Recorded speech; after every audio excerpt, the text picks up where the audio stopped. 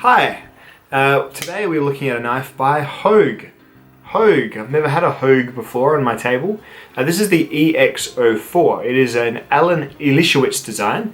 This is an American made knife made of 154cm steel in the larger everyday carry folder / maybe tactical region. I'm not sure. The reason I say tactical region mainly is because not of the knife's design, but because of the company's seeming driving philosophies. They are very much a firearm and tactical sort of company. They make lots of gun stocks and accessories of that nature, as well as having a really robust knife line that makes, from what I can tell, very high quality US made knives out of good materials and with proper designers. So they're at least 1,000% better than 99% of other firearm companies that sell knives. Those knives generally are horrible, with the exception of Hogue and maybe Heckler and Koch or Koch or however you say it. Can't really think of too many other gun brands that have decent knives. Glock field knife might be an exception as well. At any rate, I was really impressed by carriage and use of this knife here. It is actually a reminiscent design of one of my favorite knives, which I will get to later. But first we'll look at the basic specs. So this is a 4-inch blade. They do this in a 3.5-inch as well, making a total length of 9 inches, so a 5-inch handle, which your hand fits very snugly around. I'll speak of ergos later. It's got a button lock, which is a little bit like a, in terms of operation, closest thing I can think of to a compression lock. In that it, there is some button compression locks, I guess, which is similar. This one's a little bit different. There is a piston that gets pushed across, and on the other side of the lock button is a spring pushing the piston out. So by pushing the lock and contracting that spring, the space is freed for the knife to swing open and shut. It seems to me like it would be a very robust, strong lock because you are dealing with cylindrical surfaces needing to be broken for the lock to fail, and cylinders are very potent and very strong in terms of not failing. Very strong shape, the cylinder. So yes, it is a seemingly strong lock that is also rather fun to use. There is something nice about pushing a button and flicking the knife down, which is kind of nice. Very cool, very well done. Nice button lock, I like it. It looks a bit sort of more intimidating to, say, in Australia, the customs people. They might have to check this a couple of times to make sure it isn't one of those cool, scary push-button autos. It's definitely not though. There is a lock which will lock the knife open, so you can slide this little button here across, and then the knife will not lock even if you push the button. It does put a little bit of play in there when you push the button, but apart from that, it is generally a more or less 100% lock-up, strengthening it a little bit. I guess the concern could be, because it's just a button that's right there, with a certain grip or something, you could accidentally press it in. I haven't had that concern because I've been mainly holding it hammer grip and also like this. And this has been working for me for EDC tasks. So yeah, but those are the basics of the knife. Button lock, G10 handle. G10 that is nice and sort of roughed up. Feels a bit micarta-ish, but is still definitely G10. They call this G-Mascus, I think. But there you go. So yeah, that is the overall, in general, look at the knife. There's a pocket clip. It is one way, tip down only. I'm just kidding. It hasn't really bothered me at all in the use and carriage of the knife. It's one of those things I'm beginning to realize doesn't really affect how quick I can get the knife out, or much, really. I think what generally it does affect, though, is the ergonomics of the knife and how the knife sits in your pocket. So that is something that, when your tip is down, you are generally having the fattest part first. So there is more knife for your hand to get around to than to get the next thing in your pocket, rather than a smaller part like this end first. So that is the only real negative, and the rest of it is just depending on the ergos, how the clip feels when you have it in hand. Tip up versus tip down. Some clips are better at tip down, some clips are better than at tip up. So that is the other sort of spec of the knife that I guess you should know. Oh, and 154cm, if I've not already said that, is a very solid, robust steel that I've tested a few times now. Has always been at the very upper level of the non-powder steels. So very good steel, 154cm stainless. Let's look at some comparison knives. I'll compare this to some other knives just so you get a rough idea of the size and dimensions. It is definitely on the side of a larger knife, so you would definitely call it a bulky EDC carry. So first of all, we are going to look at the Spydiechef Paramilitary 2. I find it's a fair staple for showing knife versus knife. Then we're going to look at it next to the Buck Marksman. Why not? Buck Marksman's one of my other favorites. Another one that Scotty's lent me, but that's what I'm holding on to. I'm sending him something back for the Buck Marksman because it is great.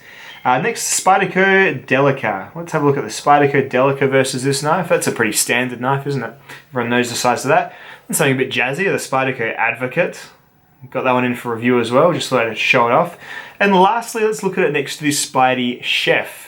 So you can probably see, maybe, when you're looking at it right now, at least on the screen, there's a fair bit in common with the Spydiechef. It's got very similar lines, and really it handles very similarly, and it does jobs to a very similar capacity as the Spydiechef.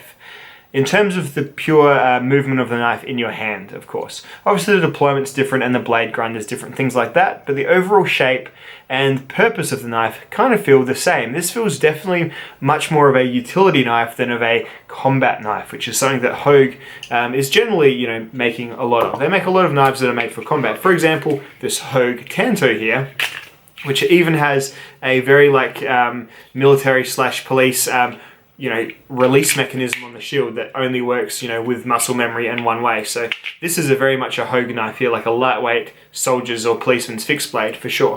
So for a Hogue, in the Hogue range, this one seems much more like a good utility knife. You know, the Wharncliffe/sheep's foot sort of tip, while still having a point to it, is definitely more designed for roll cuts. And as compared with the Spydiechef, the handle is definitely canting away from the cutting surface, leaving more knuckle clearance than the average slicing knife. So I really, really like it. Maybe that's why I like this knife so much, because it reminds me of my favorite knife, the Spydiechef. It's a good one, folks. This really is a great knife. $200 US is what you're going to pay for this, though, which is getting pricey. So you're thinking about Benchmade knives of about this size. I mean, frankly, they're probably still going to be in the, you know, upper echelon. I mean, they might have some slightly better steels in them, 154 cm, nothing to snort at. You get a Benchmade sort of Contago for maybe an extra, you know, $50 or something like that, or an extra $30 or something. But, you know, it's going to be a different knife. It's going to be an axis lock rather than a button lock.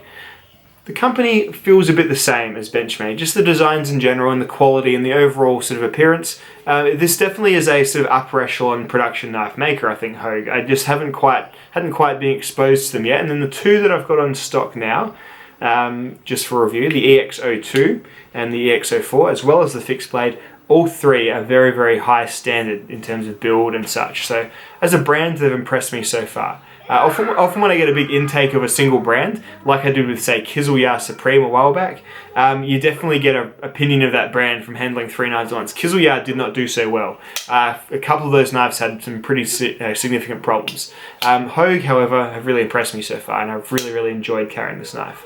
Look, in terms of negatives, well, tip down, if that's a negative to you, there is nothing you can do about it. But they've really thought this one out. They've even gone and ramped the clip, so it's in a really purposeful spot. It only sits in the one spot though. So if you're lefty, righty, whatever, you're not going to be able to move it. You can't go up, you can't go down, you can't go left, you can't go right. It's the way it is. But you know, it's purposeful and it's really good. It's low profile, and yet it has enough spoon on it to scoop into your pocket just fine. This is a perfectly enjoyable knife to carry around, as long as you're not in really, really skinny jeans. Then I guess we'll show again next to the Spydiechef. It's a little bit on the fatter side compared to that sleek, you know, metallic handle that you're getting in the more low profile knives. So yes. The lanyard is, I'm assuming aftermarket, that has been attached by the owner. I'm not the owner of this knife, but yeah, it's definitely got a lanyard hole that you can use. But all in all, it seems like a very robust, sort of well-built knife on the, you know, in the caliber of something that maybe Zero Tolerance would have made before they were flippers only. In the caliber of something that Benchmade would definitely make in a larger knife. You know, it's got that feel to it, and it is, you know, really high quality. The hollow ground knife is interesting. It's got a primary hollow cutting bevel on the blade. That's a secondary one for appearance / aerodynamics, perhaps, you know, moving through a cut. This knife will slice just fine. It is not as keen as the Spydiechef. It is not as thin, nor is it as thin behind the edge and also continuing behind the edge. Behind the edge, right behind, is absolutely fine because it's hollow, but then it does graduate pretty rapidly into this low hollow here, which, you know, decreases its ability to, say, carve a roast dinner. Perhaps. How often you do things like that with your knife, I'm not too sure. But overall, for general EDC use, I found this knife just fine. The blade was just fine. I would like it thinner, of course. I like my knives on the thinner side. Because I did notice with cardboard, it was, even though the knife is very, very sharp, it was just binding and just not cutting as amazingly as, say, well, let's say the Spydiechef would do. So there is that, but for, you know, the overbuilt ruggedness of having these, you know, thicker spines and, you know, thicker grinds and stuff, you get that extra strength as well. So trade-off, 4-inch blades are generally not going to be 4-inch slicey blades unless you've got yourself a Spydico Police 4, for example. So there you go. Look, really happy with this one. I recommend giving a Hogue a try. If you like me and never even considered the brand, then for sure, this is a great knife for like metaphorical sheepdogs, probably actual sheepdogs, and hey, even just normal Joes like me who just use their knives for cutting stuff. As long as you're happy with it being a little bit bigger, a little bit bulkier, everything else about it, the ergos, the quality, the blade steel, the machining, the lock, the carry, is absolutely fine. As long as you get over those couple little things, the tip down clip, for one, and I guess that price getting a little bit high, then I reckon there'll be a knife here that you might really like. Anyway guys, that's my Hogue review after a couple of weeks now of carry. So thank you Scott for the loan, and I'll see you all in the next video. Goodbye. Appreciate you.